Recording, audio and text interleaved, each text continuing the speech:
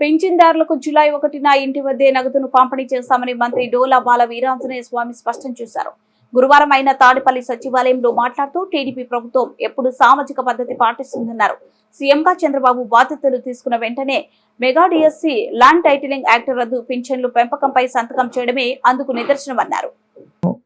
3,000 రూపాయలు తెచ్చి 2,000 రూపాయలు తెచ్చి తెలుగుదేశం ప్రభుత్వం ఆయన ఎన్నికల ముందు విడతల వారని చెప్పలా.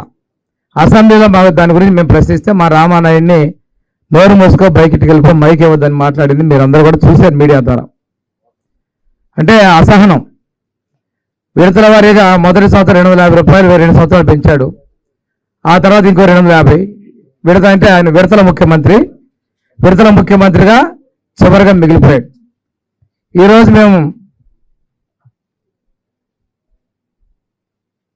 పెన్షన్లు కూడా మా మీద తప్పుడు ప్రచారం చేశారు.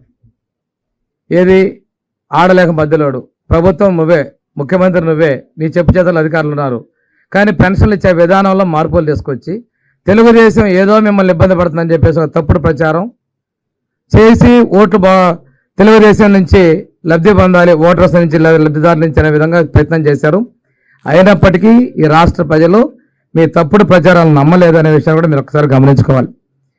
ఈరోజు ఇంకోటి చరిత్రలో ఎన్నలేని విధంగా ముందు రోజు నుంచే మేము ప్రకటించిన రోజు నుంచే పెన్షన్ ఇస్తామని చెప్పి కట్టుబడిన మాట ప్రకారం రేపు జూలై 1వ తేదీ నుండి మేము 7,000 రూపాయలు అంటే 3 నెలల్లో ఇవ్వాల్సిన బకాయిలు నెలకు 1,000 రూపాయలు చొప్పున, దాంతోపాటు జూలై నెల నుంచి మేము పెంచినటువంటి 4,000 రూపాయల పెన్షన్ కలిపి 7,000 రూపాయలు ప్రతి ఇంటికి 1వ తేదీన ఇంటికే తీసుకెళ్ళేప్పుడు జరుగుతున్న విషయాన్ని మీకు మేము వెల్లడిస్తున్నాం.